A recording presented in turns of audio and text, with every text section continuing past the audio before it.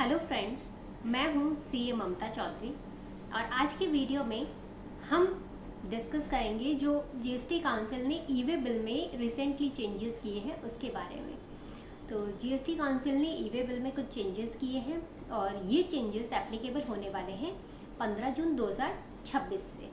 तो आइए देखते हैं कि क्या है ये चेंजेस। तो सबसे इसमें जो मेन चेंज है वो है बिल टू शिप टू वाला। तो जो ई वे बिल हमारा बनता है बिल टू और शिप टू वाला, तो उसमें ये चेंज किया है कि पहले हम बिल टू शिप टू वाले ई वे बिल में शिप टू में सिर्फ एड्रेस लिखते थे, GST number only bill to वाली पार्टी का ही लिखते थे, लेकिन अब हमें शिप टू वाली पार्टी का भी जीएसटी नंबर लिखना होगा। आइए इसको एक एग्जांपल से समझते हैं कि सपोज जोधपुर की एक पार्टी ने दिल्ली वाली पार्टी को माल बेचा है और दिल्ली वाली पार्टी ने ऑलरेडी बेंगलोर वाली पार्टी को माल भेज दिया और वो चाहते हैं कि हम दिल्ली माल ना भेज के बेंगलोर वाले पार्टी के एड्रेस पे ही माल भेजें। तो अब उस केस में हम क्या करते थे, अब तक हम क्या करते आ रहे थे कि हम बिल टू शिप टू वाला ई वे बिल बनाते थे जिसमें हम बिल टू में दिल्ली वाली पार्टी का जीएसटी नंबर और उसका एड्रेस लिखते थे, शिप टू में हम बेंगलोर वाली पार्टी का एड्रेस लिखते थे जहाँ पे कि माल जाने वाला है। अब हमें क्या करना होगा कि जो बेंगलोर वाली पार्टी है उसका जीएसटी नंबर भी लिखना होगा। हाँ, अगर दिल्ली वाली पार्टी ने बेंगलोर में किसी कस्टमर को माल बेचा है, किसी अनरजिस्टर्ड पर्सन को माल बेचा है, तो उस केस में हम फिर जीएसटी नंबर नहीं लिखेंगे बेंगलोर वाली शिप टू वाली पार्टी का। हम क्या करेंगे, उसकी जगह पे URP लिखेंगे, अनरजिस्टर्ड पर्सन के लिए URP लिखेंगे वहाँ पे। अब इसके अलावा और क्या है इसमें, और चेंजेस ये हैं कि जो ई वे बिल क्लोज करना होता था तो उसमें पहले ये होता था कि जिसने ई वे बिल बनाया है वो ही उसे क्लोज करता था, लेकिन अब से इस ऑप्शन को खोल दिया है और भी लोगों के लिए। अब चाहे तो सप्लायर, चाहे तो रिसीवर, ट्रांसपोर्टर, ड्राइवर, कोई भी उसको क्लोज कर सकता है।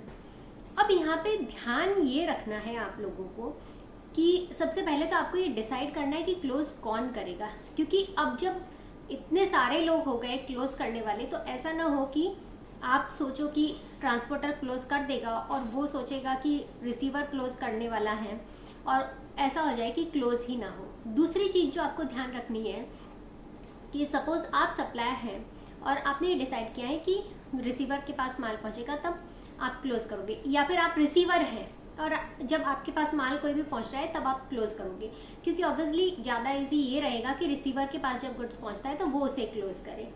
और आपने अपने स्टाफ को बोल रखा है कि उसकी ये रिस्पॉन्सिबिलिटी है क्लोज करने की। अभी आपका ऑफिस टाइम ओवर होने वाला है, गुड्स क्योंकि ऑलमोस्ट पहुंच गए हैं और आपका स्टाफ उसे क्लोज कर दे और उसी टाइम जैसे ही उसने क्लोज कर दिया और उसके बाद अगर किसी जीएसटी वाले ने वो गुड्स को रोक दिया तो वो टाइम पे उसका स्टेटस क्लोज बोलेगा, तो वहाँ पे प्रॉब्लम हो जाएगी। इसलिए ये आपको इंश्योर करना है कि जब तक गुड्स आपको रिसीव नहीं हो जाते तब तक आप ई वे बिल को क्लोज नहीं करेंगे। ये आपको बहुत स्पेशली ध्यान रखना है। प्लस उसे क्लोज करने के लिए जो डेडलाइन है वो है जिस दिन आपको गुड्स रिसीव हो रहे हैं सेम डे, या फिर आप नेक्स्ट डे क्लोज कर सकते हैं। तो वो जो सिचुएशन हो गई कि जहाँ पे कि अगर आपका ऑफिस टाइम ओवर हो रहा है और आपका स्टाफ को अभी जाना है तो वो नेक्स्ट डे भी क्लोज कर सकता है। इसलिए उसको जल्दबाजी करने की ज़रूरत नहीं है कि गुड्स पहुँचने वाला है, ऑलमोस्ट आ गया है तो वो अभी क्लोज कर दे। उसके पास ऑप्शन है, वो नेक्स्ट डे भी क्लोज कर सकता है। ठीक है। अब तीसरी चीज़ आपको क्या करनी है कि आपको अपना सॉफ्टवेयर अपडेट करना है। अगर आपका ई वे बिल ऑटोमेटिक आपके सॉफ्टवेयर के थ्रू बन रहा है तो आप अपने सॉफ्टवेयर में अपडेट करा दीजिए ताकि वहाँ पे शिप टू में GSTN या फिर शिप टू में URP ये दोनों ऑप्शन वहाँ पे ऐड हो जाए। हाँ, जो लोग ऑनलाइन ई वे बिल पोर्टल पे जाकर ही ई वे बिल बना रहे हैं उनके लिए इसमें कोई भी दिक्कत वाली बात नहीं है। तो अब आपको क्या क्या ध्यान रखना है एक बार वापस रिवाइज करते हैं। एक तो आपको शिप टू वाली पार्टी का GST नंबर चाहिएगा, अगर वो अनरजिस्टर्ड है तो URP लिखना है। दूसरा, आपको जो आपका स्टाफ है जो ई वे बिल बना रहा है उसे आपको ट्रेन करना पड़ेगा, उसे ये चीज़ बतानी पड़ेगी, समझानी पड़ेगी कि अब से शिप टू में उसे GST नंबर भी लिखना है। प्लस जो ई वे बिल क्लोज करने वाला जो पर्सन है आपके ऑफिस में तो उसे भी ये क्लियर करना है कि जब तक गुड्स रिसीव नहीं हो जाते तब तक ई वे बिल को क्लोज नहीं करना है। तो ये था नया ई वे बिल के बारे में जो नियम बने हैं वो। आई होप आपको समझ में आ गए होंगे। Thank you.